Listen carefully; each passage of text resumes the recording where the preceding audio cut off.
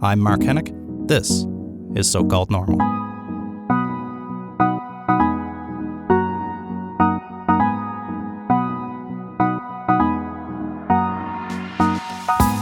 Hello, welcome to So-Called Normal. I'm Mark Hennick. Today on the show we have retired Lieutenant-Colonel Stéphane Grenier. He's retired from the Canadian Forces and now he's a mental health innovator, a powerful advocate for awareness and recovery from PTSD, and operational stress injury, a term that he largely coined. Having him on the show today because it is Remembrance Day in Canada, Veterans Day in the United States, a time when we can remember the contributions of our troops here in Canada, domestically, and around the world.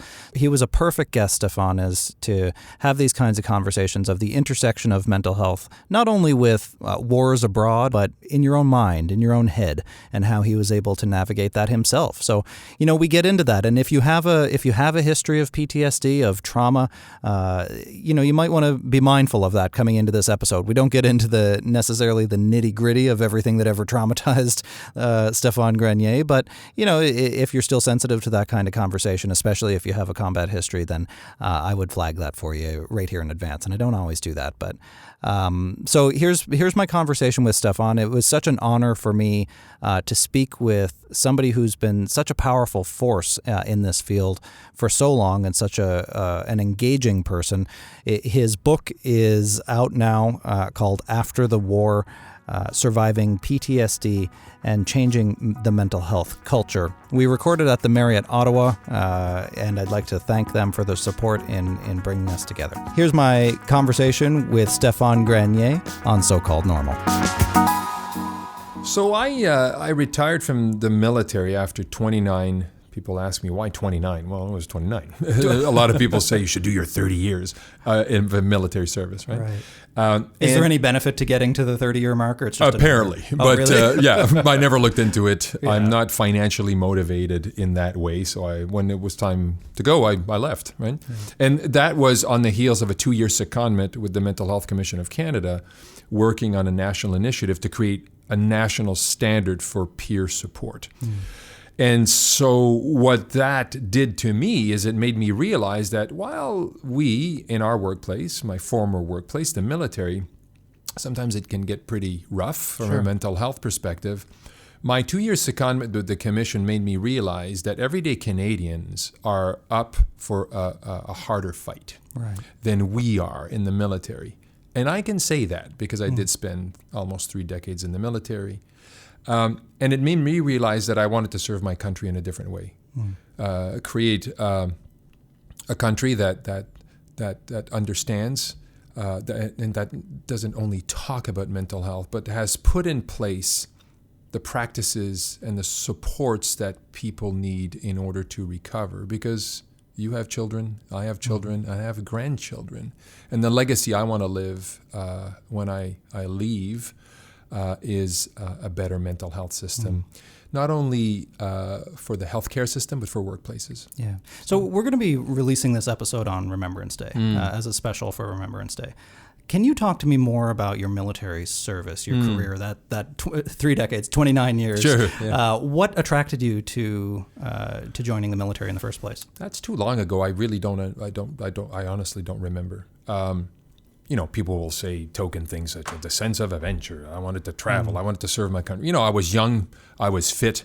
I wanted to do something exciting. And that probably is what drew me to the military. Did you come from a military family? Not at all. French-Canadian family from north of Montreal. Was born in La Chute, Quebec. Very liberal conscription, circumscription. But no, not at all.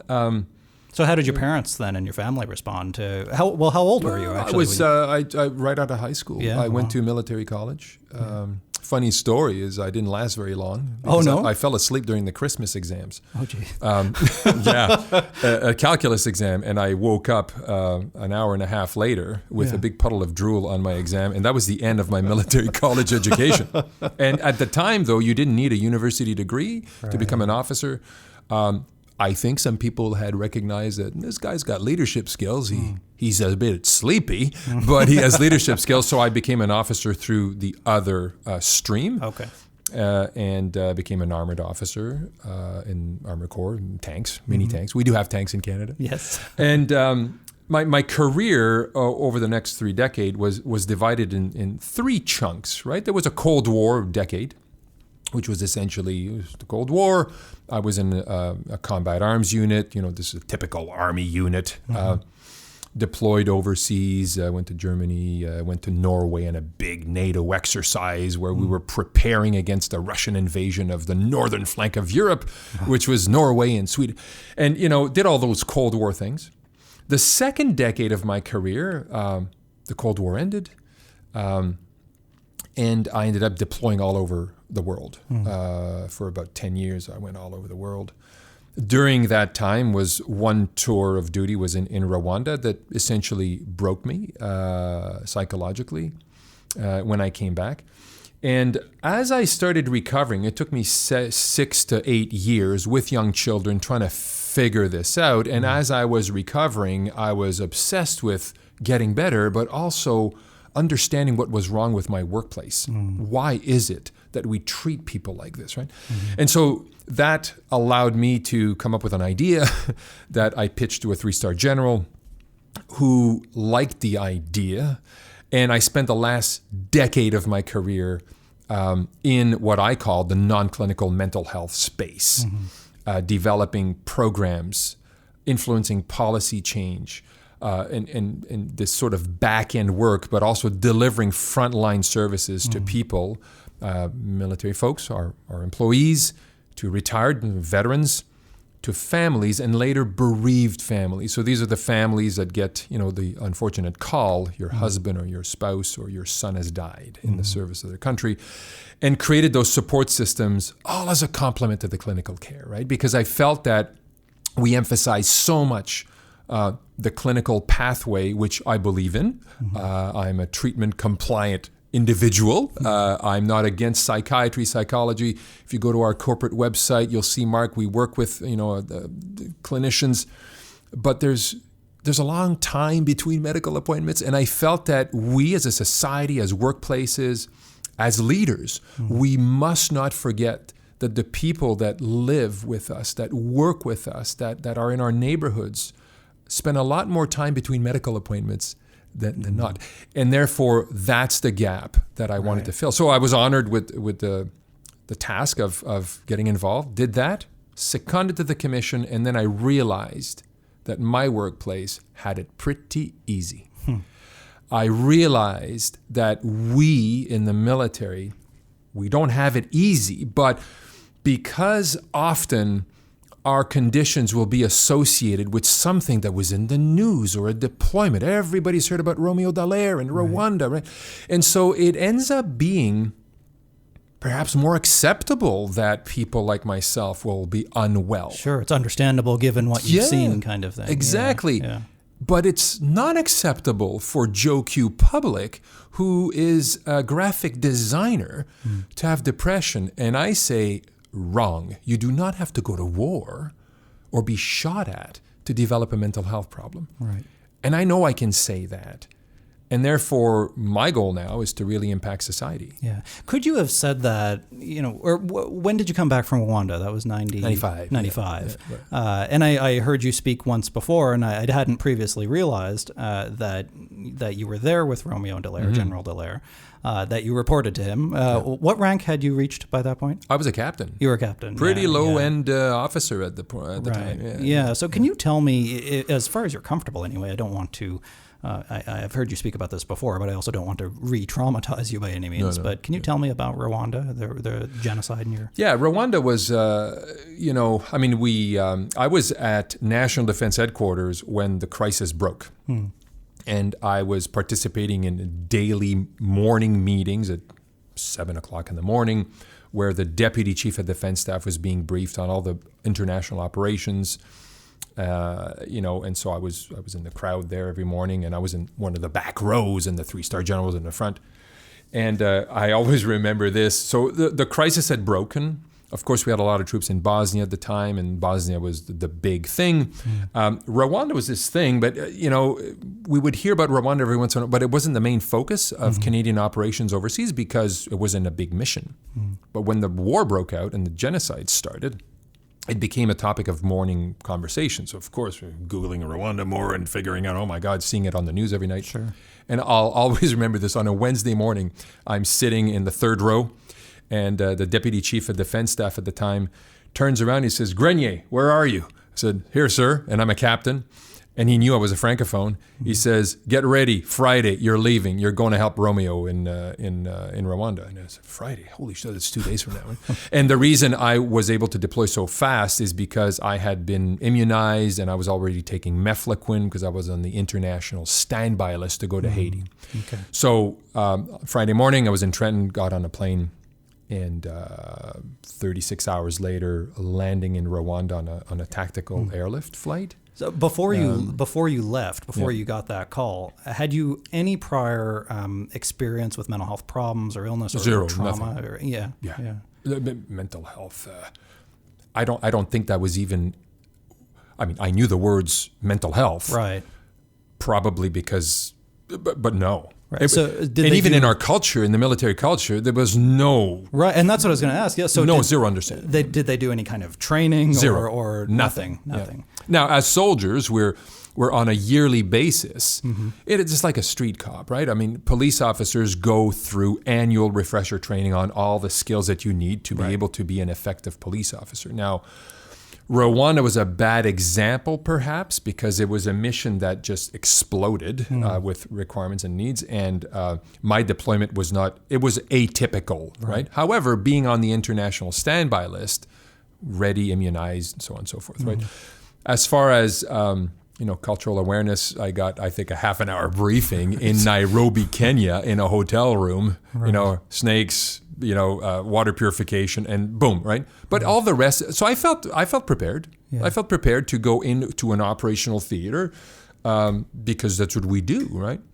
The mental preparation, zero, though, right? I'd seen what was going on TV, but that's about it. Yeah. So then what was it like? You get there, and what's your immediate response to that? Are you still in soldier mode, or did it start to affect you, what you saw there right away? So it's interesting. It never really affected me over there. So I deployed there and then came back to pack my equipment to stay a full 6 months, and my 6 months ended up being 9 months, right? So I deployed during the war, spent some time there, came back to Canada to redeploy right back, right? So for I forget, a couple of weeks I was there during the genocide, it was certainly busy and all this, but I can't say that it's a, you've heard, I don't know if you're a runner, but, people who do marathons will know this, you train for a marathon. When you're running the marathon, unless you sprain an ankle, you're not in pain. You're good, right? Afterwards, when you cool down, right? So I think that's what happened to me is when I cooled down afterwards is when everything hit me. Why? Because I think there's a job to do. You're busy. There's a mission. There are people dying. There's a cause, and therefore you're focused, right? It's the aftermath that was really tough. And you said that it broke you in the aftermath. For sure, absolutely. Which is why, and I'll give you a copy of my book. It's called After the War. Yeah. So, of course, after the war means, you were at war, so what happened there? So the book talks about the war, but really the book is called After the War because that's when it started hurting. Right? So what did that look like for you? How did things start to break down? Well, I do talk about this in the book. So the journey home, of course, from Africa is long, right? It's a long flight, long series of flights. It's a bit tiring, but two things hit me within 24 hours. One is, a couple of things, right? So I get to the Ottawa airport, and I came back alone, right? I didn't come back with a unit, so I was alone. I was on a civilian flight, Air Canada from London or something like that, and I'm at the baggage belt, and I'm always the guy that boards last, and I let people rushing, and I'm thinking, I'm looking at all these people rushing to get home, and I haven't been home in like months, right? Yeah. And I'm looking back, I was getting riled up, thinking, are you kidding me? You're pushing me to get your luggage? But, looking back, they don't know who I am. I'm wearing a pair of jeans and a T-shirt, right? And at this point, you're still a captain or you're a colonel? I'm a captain. I'm still a captain. Okay. But it doesn't matter. I'm in civilian clothing. But in my head, the thoughts are going through my head don't make any sense because, hey, why would they know or why would they care for that matter? Exactly. Right? So I let people, right? But that, in hindsight, the way I was processing what was happening was abnormal. I was getting upset, right? But it didn't show. Second thing that happened to me is I hop in a cab, a $63 cab ride later, and I did not tell I forget if I had told my wife or not, but anyways, it was a surprise because my redeployment had been delayed so many times I didn't want to. So I knocked on the door because I didn't have a key. Right? Deployed for 9 months, you don't bring your key. You're going to lose the key, right? So this is something maybe you don't know. I wouldn't know that. Yeah, no. You leave your key at home, right? So knock on my own home door, and it's about bedtime for David and Vero and their young kids. Vero is probably, I forget, let's say 3, and David is 5, and they're in their pajamas. And I remember so clearly collapsing in the entrance. I didn't collapse because I was tired. It was too overwhelming. Right. I literally fell to my knees. I was in the process of fainting, but falling to my knees, I think, put some more blood in my head, I guess. Sure. And the kids were there, so I hugged the kids. I leaned on the wall, and I choked up, right? Yeah. And my wife was happy, but she was wondering, what's going on? And of course, it's tears of joy, right? Sure. But it wasn't just tears of joy. It was tears of the clash. It just doesn't make any sense to be here. And then the third thing that happened within that first 24 hours was the next day, there's equipment there and washing my boots, right? And I'm washing my boots, and the soil in Rwanda is reddish, a bit like PEI, right? Of course, it's not blood. But the fact that the soil is red, now we don't do that anymore, right? The equipment is cleaned overseas and all this. You don't bring stuff back, but in the day, that's what it was like. Yeah. And I'm washing my boots, and the red soil is being washed into the drain of the driveway.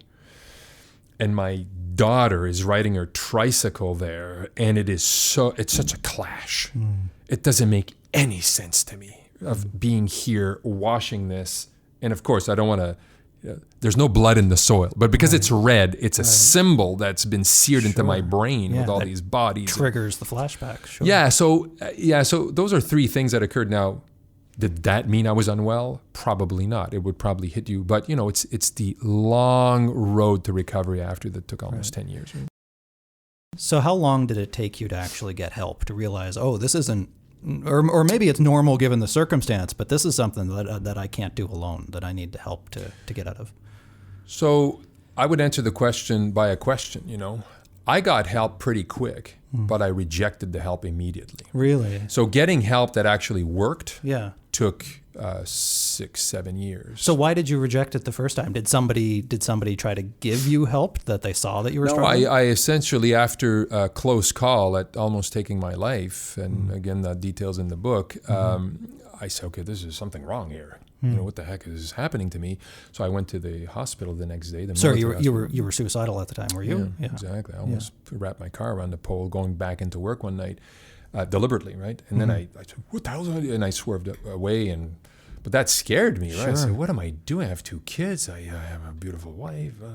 And so I went in to help the next day, but rapidly said, I'm going to be good, right? I'm going to be good. It was the 90s. We didn't, nobody knew about psychotropic medication. And so I basically, and I think the medical, and it's also in the book, everything's in the book, of course. Yeah. But, I changed the name of my doctor because I didn't want to be sued. But this doctor was not very helpful. Right. He was talking about my dog and how's your dog and, when you have any debts. And I'm thinking, hey, doc, that's not what's keeping me awake at night. What the hell are you talking about, my dog, right? So I don't know what was going on there. that didn't go well, and therefore, when I left my little brown bag of pills, the credibility that had been established between me and this healthcare professional, and by the way, I'm for healthcare professionals. I'm not saying they're all bad, but it wasn't there. Therefore, I took the brown bag and just chucked it. Right? Sure, yeah. If you don't trust him or believe him, why would you trust his advice? Exactly, right? And that is not a unique experience of mine, right? No. So, Now, did you ever have any fear that asking for help or admitting that you might be struggling would affect your career? Because you're still in the military. Really, it's funny, because everybody talks about that, and I know the stats, and I've looked at the research, like the Hogue study and the perceptions. For me, I don't think so. I've always been a very transparent guy. I call it as it is. I have filters, of course, but I don't shame easy. Do I have an ego? Of course, but it's very hard to insult me, really. You make fun of me, I'll laugh with you, right? So I'm not one of those people that would have been, that stigma would have been this big barrier. And really, when you don't even know mental health problems exist, how can you know stigma exists? Right. Because for us, there was no such thing. It was just like, well, why am I not sleeping? I woke up on the ground the other, I'm in sweats. I start crying in the middle of the day. What's going on with me? The words mental health are not in the narrative now, right? So it's a different era, perhaps. Yeah. But now we know what that was. Sure. Right? Yeah. In large part because of the work that you've been doing as well. I think you've contributed so much to evolving that we're trying to change the narrative, and exactly. So you said that it took 6 or 7 years. What did your treatment and recovery process look like through that time? Well, before getting into that, the work I do now is a byproduct of a couple of key events, precipitating moments in my life. The reason I started to be perhaps treatment compliant or allowing myself to get better is because the culture around me, one senior leader who led the culture in our organization, gave me what I refer to as institutional permission to get better. He had a chat with me, a chit chat, not a performance review, not an interview, not a meeting. He was a full colonel. I was a major, so 2 ranks below him. He's a nice man. I speak about him in my book, Chris Corrigan. And that man, in the span of 10 minutes, eradicated all of the barriers that I had in front of me and gave me institutional permission, societal permission to get better. What did he say? Well, he basically said, Stéphane, my recollection is words to the effect, if you sum it up, Stéphane, I know you by reputation. You've been here for a year in a headquarters in Toronto, actually. You've been here for a year. I know your reputation because our files follow us, right? So if the person you're working with is a top performer or low, medium, right? So which is also something that doesn't happen in the rest of the world. No, it's right. That's right. So Colonel Chris Corrigan knew that I wasn't maybe an all-star NHL hockey player, but I wasn't, an institutional loser either. I was sort of in the top tier of performers in our organization. And he basically said, Stéphane, I know you by reputation. I know, but I don't think this is the guy that's working with me right now, right? He said, and he acknowledged a couple of things. He said, listen, I can appreciate that tour duty was really tough. Romeo I'm sure is struggling too. And he talked to me as a human, not as a boss, right? Did he say what he actually noticed, what had changed in you versus yes, before? And I don't want to make things up, so I don't remember. But the thing is that he connected. He destroyed the power differential that existed between him and I, and he allowed himself to be human, and he was talking to me as a human who cares. And that is what's missing, which is why we do the work we do now in my company, because we're trying to rehumanize the workplace. And so that was a precipitating moment for me. And so once that occurred, I don't think I was now dealing for my third time with necessarily a better doctor.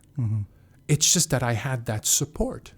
Support from the people that I valued in my life that were important for me. And of course, my family supported me, my wife. But, we didn't talk about this a lot. But from a workplace perspective, which is the work I do now, that's what occurred. So I say You can have all the best doctors and clinicians and the best medical plans on the planet until the culture around, within 15 feet of the person who's impacted in the workplace, until those people create the conditions for the human being struggling to get better, you can throw as many doctors as you want. Right. It's likely not to work as well. Right. So that was a huge precipitating moment for me. Yeah. So then you go on medication and therapy, and how do you actually figure out how to crack the nut of PTSD? Were you diagnosed with PTSD? Yeah, I was, and I actually end my book by saying I don't think I have PTSD. And it's not because I'm challenging the diagnosis, it's because it's the only diagnosis that they know to give, right? I think it's a lot more complex than that, and the treatment for what a lot of people have needs to be adapted. Why? Because we still are in the evolution of understanding trauma, but we really don't understand trauma. Which is why I created a term called operational stress injury. Right. To move the mindset away from trauma.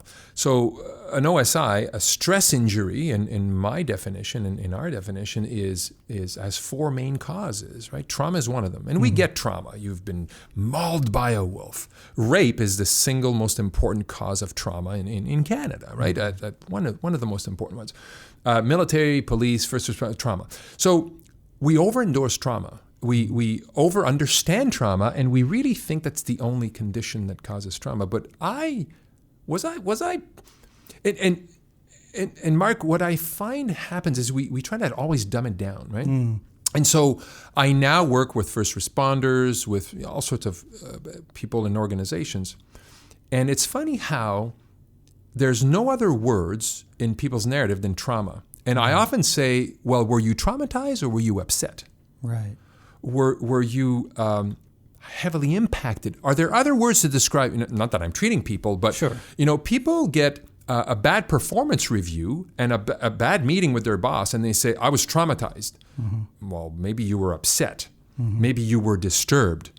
Maybe you weren't traumatized, right? And so maybe it was a normal reaction to an abnormal circumstance. Yeah, I know.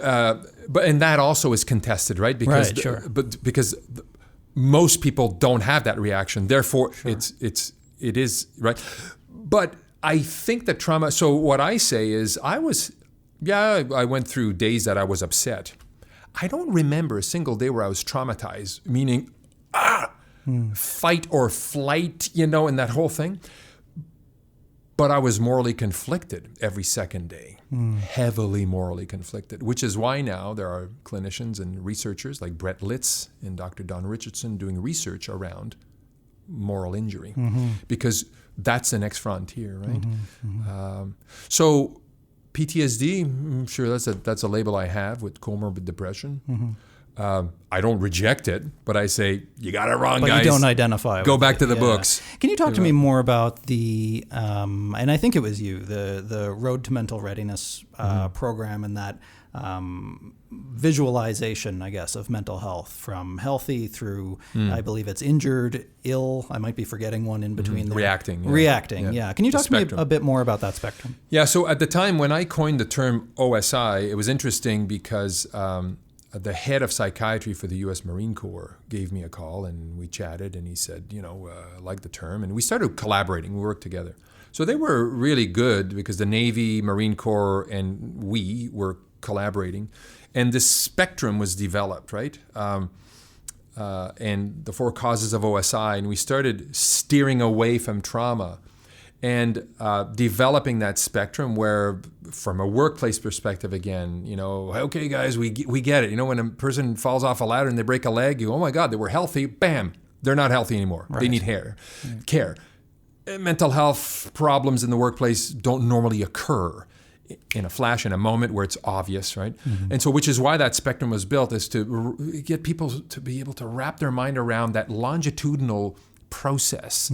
And really, you can ebb and flow on that spectrum from being healthy to reacting to being injured to being ill, not ill perhaps, but you can have that spectrum go from green to yellow to orange in half a day. Right. And by the time you're driving home at night, you get home, hey, Daddy, you're green again, right? And so, but as you decompensate slowly over your course of life or whatnot, of course, if you're never bouncing back and you're getting... Sure.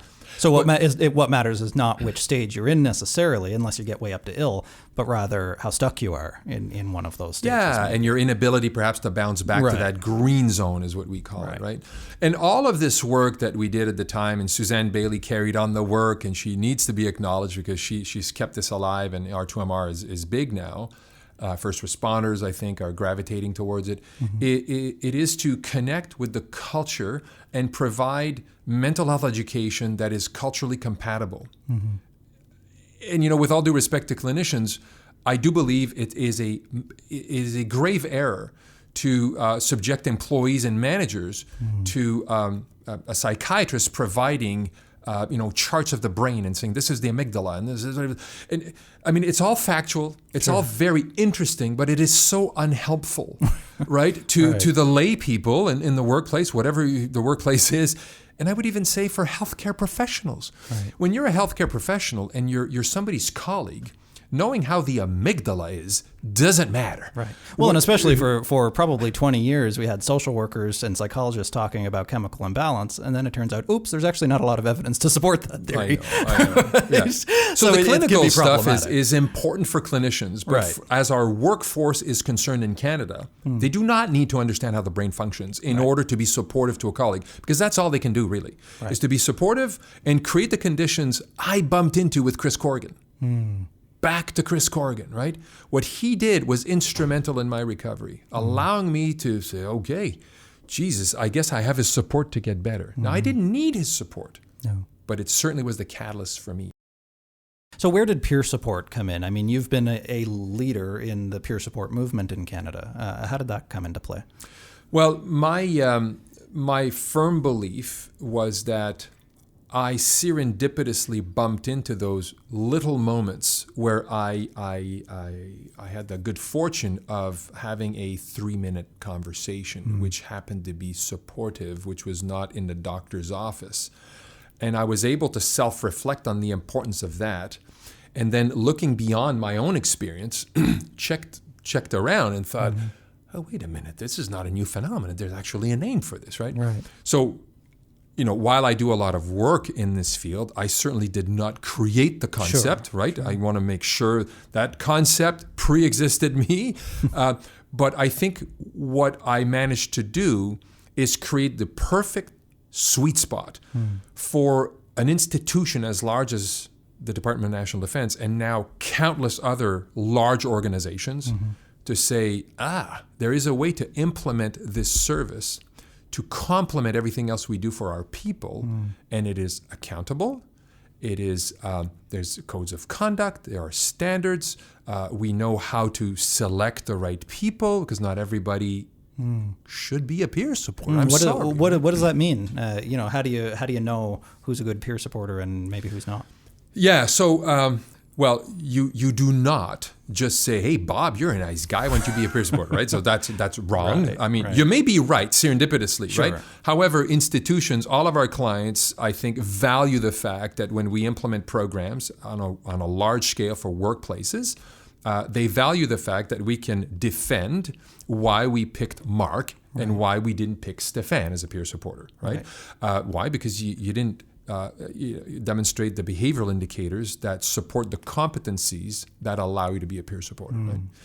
And so, and also, now if we had 3 months to spend with any human being, we could probably train them to become peer supporters. But we have to think that from a workplace perspective, how long can any workplace allow employees to go get training to support other employees? Right? So our training is either 6 2-hour distance education, sessions, preceded by some pre-reading, or it's 3 days in class, right?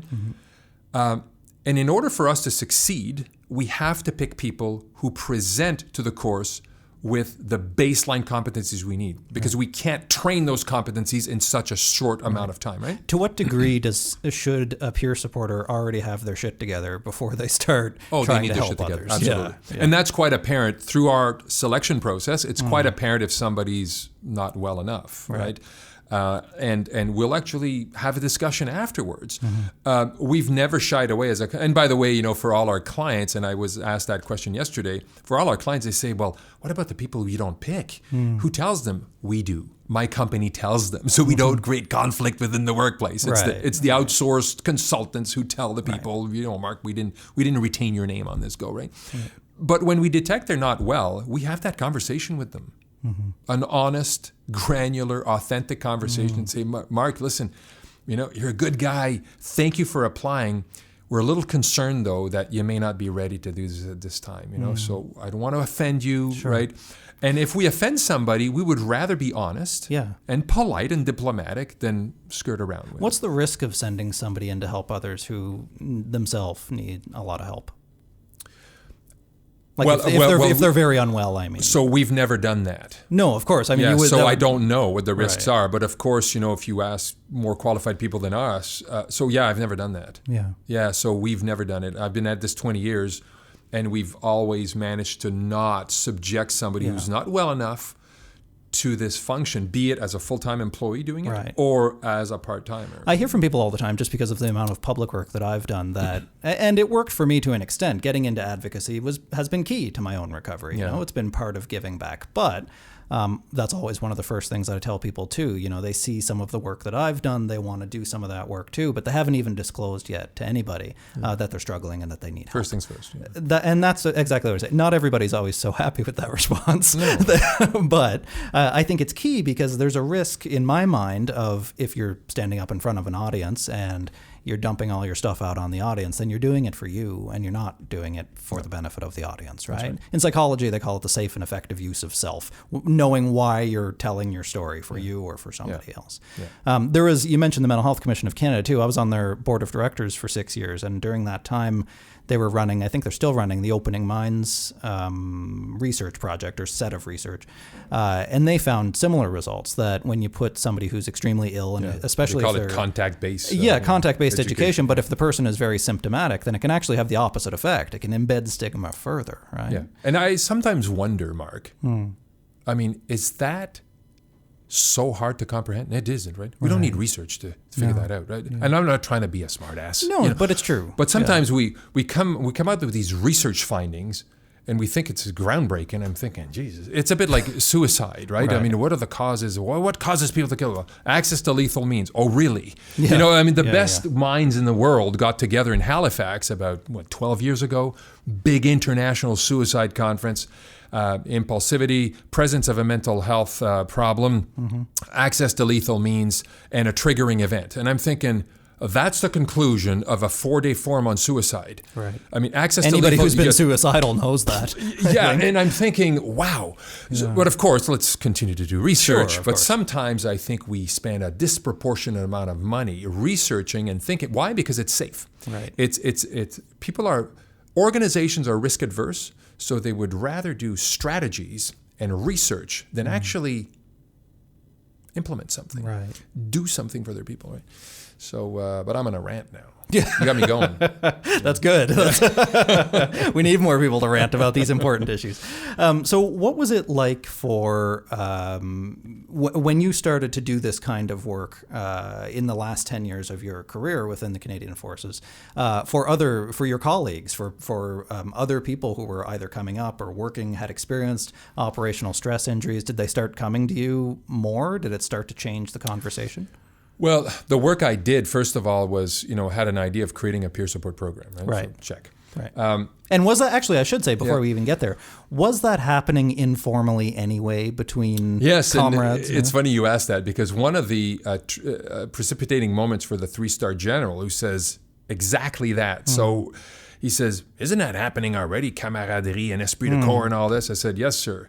Bagotville last week, soldiers got together in somebody's basement and they were playing poker. And they ran out of cash, so they started playing poker with their pills. Some guy went home with the wrong meds, and some didn't have an overdose, but had a vial and ended up in the emergency. I said, sometimes, sir, we need to bring a bit of leadership to something that's natural without co-opting it, without destroying the organic elements that are in the relationship between peers, right? If there had been a bit of structure and some person in charge of that group would say, okay, you came in with pink pills there. You live with the pink pills, buddy, right? Peer support left to its own with no guidelines, no rules, no structure, no accountability, sometimes it's not useful. Right. And I've seen multiple examples of that, right? So bringing the structure to this, again, without destroying the organic connection, right? Because peer support will happen on a park's bench. It'll happen at a Tim Hortons. It'll happen on the curb. I remember sitting as a colonel, sitting in a pair of jeans and a T-shirt with a warrant officer on the curb in the parking lot of our building because he couldn't come in the building, right?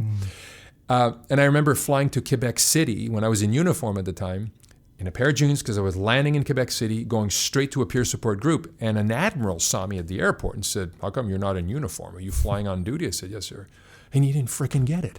Right. I'm not going to show up with 27 angry veterans in a freaking colonel's uniform, right? So I take it then, I guess it's a misnomer now, but I was going to ask you, you noticed a difference between how people interacted with you as Stéphane Grenier, the colonel, versus a guy in the jeans. Of course. Right? And it's not that I wanted to hide that, but don't rub it in everybody's face that you have all this power, or not all this power, a colonel's not that powerful, but you know what I mean, for a private or a So I think that's what's happening in society too.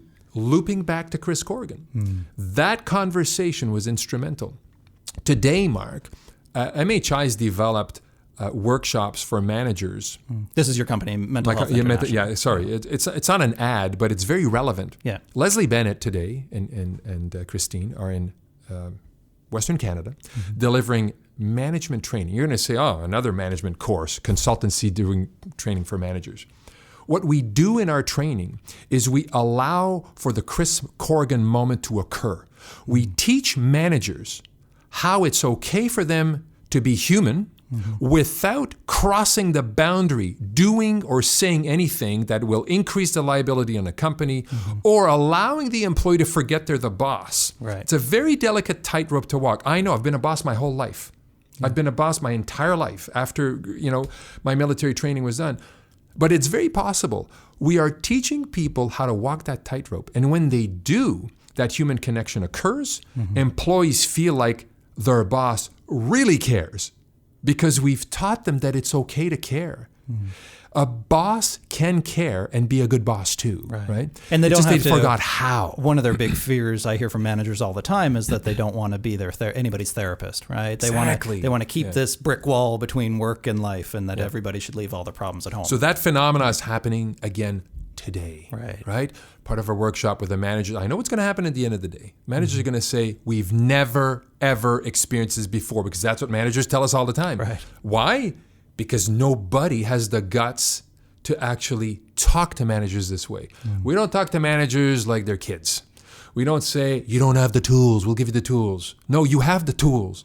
They're just don't know maybe you know how to use them. They're so buried, You were capable of doing that as a sister, as a brother, as a neighbor. Right. But somehow you think that when you come into work, all of that, authenticity, all of that empathy, all of that narrative that you'll deploy for countless people, well, I can't do that with my employees. And we say, of course you can. The how is important. Right. We teach the how. And that, to me, loops back to creating that condition for people to say, wow, I'm valued. I'm gonna get better because I want to work for Mark. I want to succeed for him. And I want to show him that he caring for me is not a waste of his time, right? Yeah. And when you create that bond in the workplace, it's transformational. Now, this is not all kumbaya talk. Right. It works. Sure. It well, really so that's works. it. So what are the outcomes that you've been seeing with the clients that you've worked with? All over the world, it sounds like. Well, listen, all over the world, no. Like I do keynotes, right? Not around the world, but in North America, in the U.S., few. But, this is a really slow burn. I mean, we're a small company. We're a small consultancy. We have excellent people. Hard for me to find good people. Not because good people are hard to find, but good people with lived experience and all of the skills we need and the philosophy and the values that align to our company. and that allows somebody to stand up in front of managers and talk to them that way, you need to be solid. Right. Because this is a narrative that has never occurred before. I've been in countless panels, Mark, as you, I'm sure, where, a panel discussion in front of senior leaders in an organization, and you're brought in as an expert. And beside you is a labor lawyer, a dispute resolution person, a union person, and then there's you, right? And executives are saying, well, I'll give you an example of this situation, right? Well, everybody's got a canned answer except me. I don't have a canned answer, right? Because to me, the dispute resolution process, absolutely, there's a process for everything is procedural. Everything is a 1-800 number, a pamphlet, a bracelet, right? A referral, call the EAP, or a procedure in a manual. Right. What we teach managers to do is follow their instincts, connect with the people, and actually lead. There's no manual for leadership, right? There is a manual. You can learn things, right? But when you're in the face of adversity and you're the leader, often you're in a situation that you have to lead. And that's what managers and leaders are missing now, is this ability to actually follow their instincts. Right. Because we're policy-driven, process-driven. We want to mitigate risks and liabilities, which I do too. I run a company. I have a bunch of employees in Atlantic Canada. I have employees in Cape Breton, by the way. Oh, really? Working in the psych wards. So right? my listeners, regular listeners, know I'm a proud Cape Bretoner. We just had Jimmy Rankin on the show last week. Is that right? Yeah. There you go. So, I know that as a business leader with employees that, hey, listen, I got to... But you know what? I never shy away from having an honest discussion with my employee and connecting with them. We let people go sometimes. We recently let an employee go, and the employee said, yeah, but I love you guys. Now, I'm not saying this again to be all teary-eyed and all this, but we did everything we could to support that employee. At the end, we had to let him go. That's the response we got. Why? Because he knew that we connected, we supported, we tried and tried and tried. At the end, it didn't work. And for the listeners that are managers, that are business leaders, you need to go to bed at night knowing that you've done everything possible to support your people. And when the outcome isn't what you imagine it would be, and you have to let somebody go or whatnot, that's not the goal, but it will happen from time to time. And that doesn't mean it's a failure. It means that it wasn't meant to be, right? So what I don't like about some of the narration and the narrative and the curriculum that we impose on businesses today, which we don't do, is if you do this, it's going to be fine. Right. Bullshit. Life doesn't work that way. No, it does not. Right? And managers who are experienced managers will call you on it, or they'll cross their arms and say, you don't know what you're talking about, right? Right. So at the end of the day, to me, it's all about creating that connection. So since we're releasing this episode rather on Remembrance Day, can we go back to just a little bit about the military community for a second? It tends to have a very high rate of suicide, especially among veterans, and it's always difficult to get accurate data. People hold these numbers close to their chest, but that's been tough, it seems, and it makes headlines all the time to try to crack that as well. Why are people feeling so isolated? Why do they have such high rates of addiction, for example, and alcoholism? And why are they killing themselves so often? So how can we, to any veterans or active service members who are listening to this right now, how can we address this issue of suicide among military and veterans? Well, my answer applies to society as a whole. Isolation kills, right?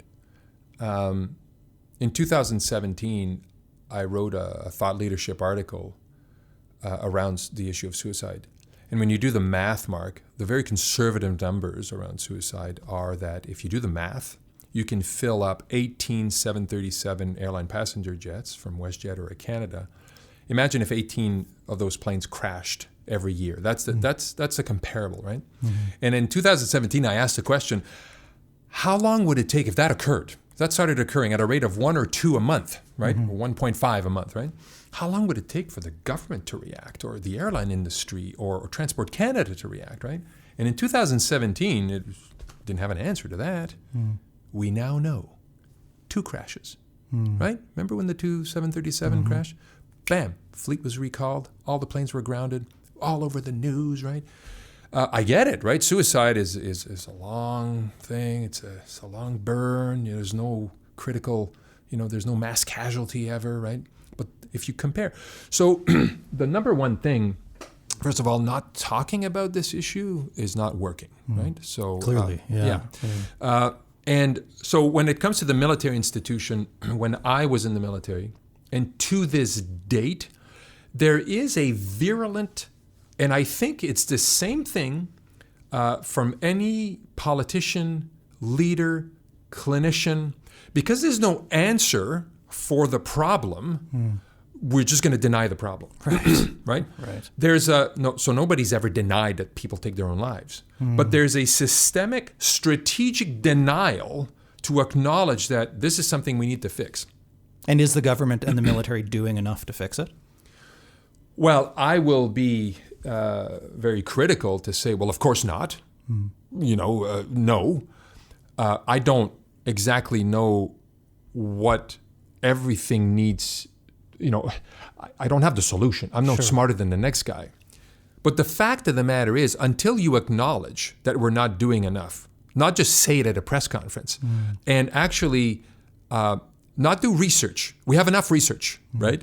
We need to start implementing things. Now, a few years ago, I was speaking to an epidemiologist. I never clarified or even validated this, but I was told from a reputable source that, we're investing more and more and more money in suicide prevention training and all this, but suicide rates are not going down. Right.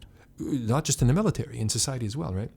So what does that mean? That doesn't mean we should stop, because I think being aware and understanding all this is important. The hotlines are important, the warm lines are important, all of this, but there's something missing.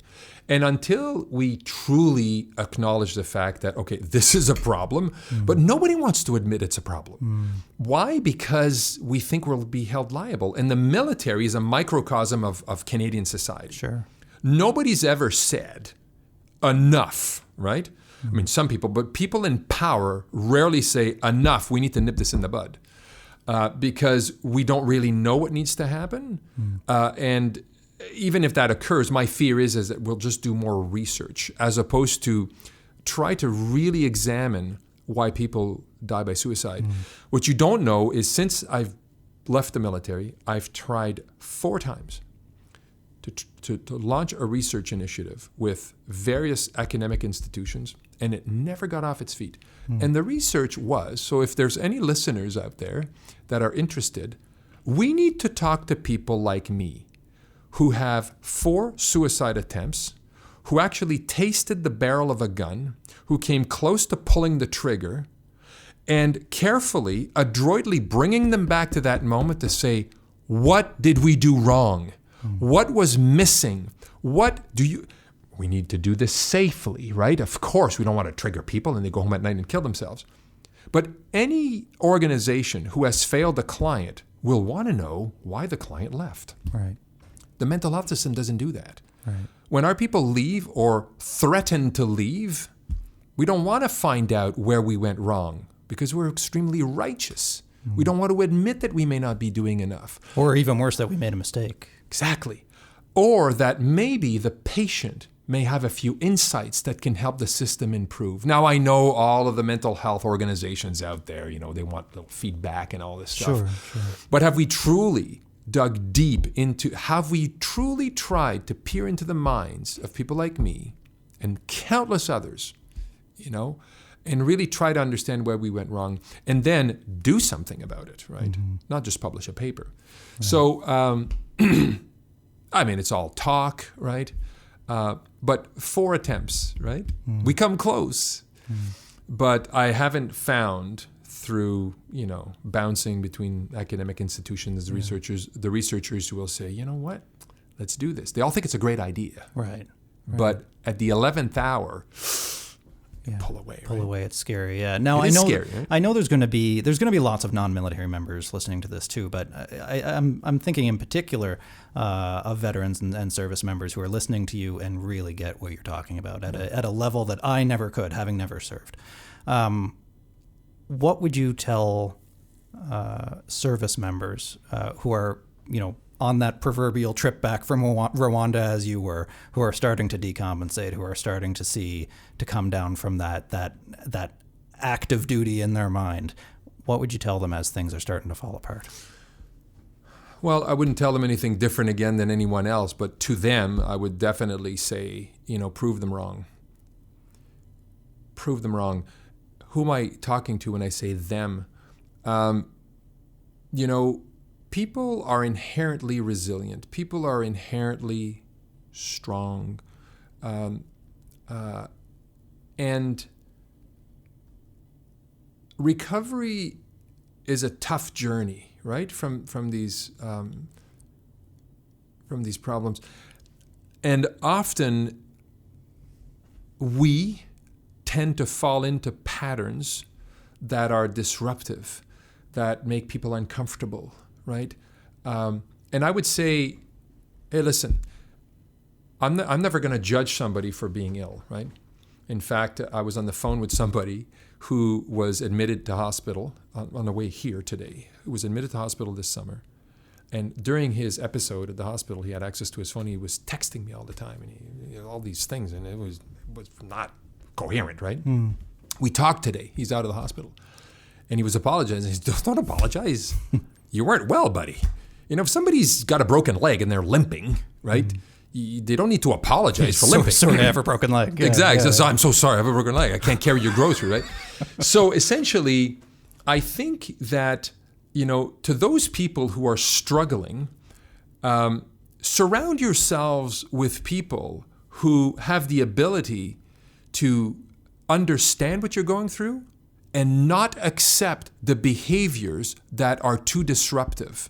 In other words, honest people with a bit of integrity who will say, Mark, I understand you're manic right now. I understand, but you're going to have to stop because this is making you can't do this anymore, right? Mm-hmm. We have to stop walking on eggshells. It's hard to create a network of people who understand, but who don't accept, right? Mm-hmm. And this is why we're so adamant to say that that's exactly what peer support does.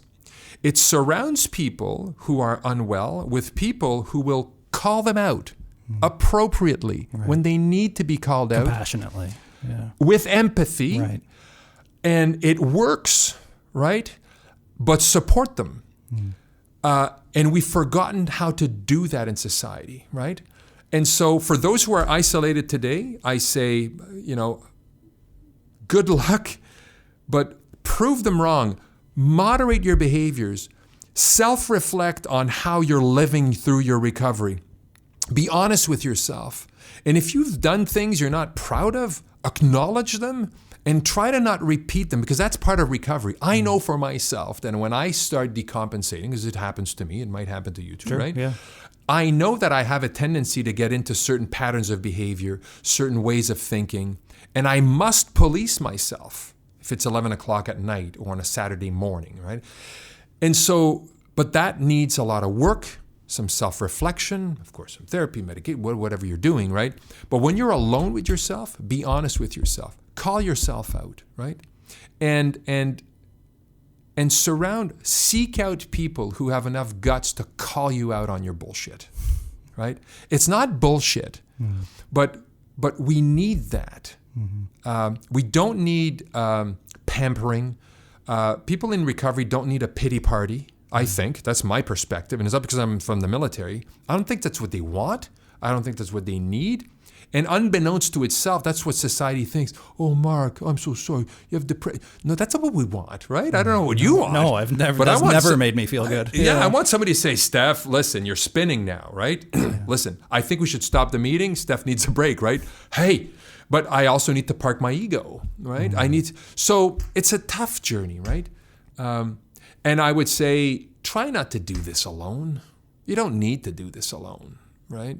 Now, if I had it my way, there'd be a lot more peer supporters out there. Right. But I don't know. That's not much advice, Mark. But no, I think that's really helpful. Yeah. Well, Stéphane Grenier, the Lieutenant-Colonel Stéphane Grenier, I want to thank you so much. I'm so grateful and honored that you joined me on the show today. I've wanted to talk to you for a very long time, and I know that your words, as they have for the 30 years that you've been 30 plus years now that you've been a leader, and for many years in the future, will change people's lives. So thank you so much. Thanks for having me. Right on. Good luck. Thank you.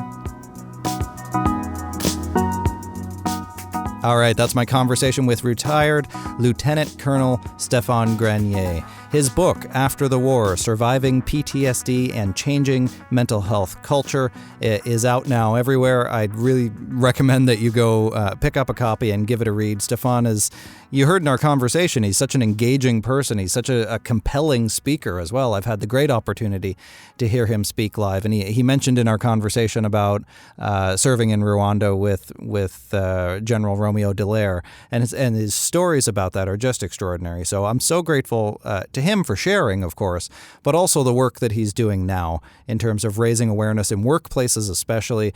He's been a leader in, as you heard, peer support, and that's such an inspiring and helpful and necessary aspect of the mental health care system. So go check out the work that he's done and the work that he continues to do.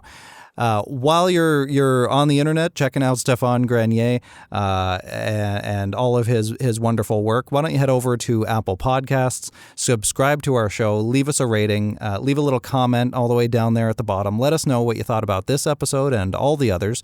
We're available on Apple Podcasts, on Google Podcast, we're on Spotify, Stitcher, Castbox. These even get posted to YouTube. So wherever you heard this, share it. Share it with your friends who you think might benefit from it. Leave us some comments. That stuff really does matter. And I do read them, and I even reply to most of them as well. So thank you so much for continuing to support the show. What else do I got to tell you here? I want to thank the whole team here at Entertainment One, Adrian, Kimberly, and the team is always growing here. So everybody who has been working on these episodes with me, and my wonderful editor, as always, who assembles the episodes, Dave, for making all of this possible. I think that's it for now. If you want to find me, I'm on social media everywhere, at Mark Hennick on Twitter, Facebook, Instagram, LinkedIn, YouTube, pretty much everywhere else. So head over to any of those and get in touch with me. MarkHennick.com as well if you want to send me an email through that. Until next time, I'm Mark Hennick, and this has been So-Called Normal.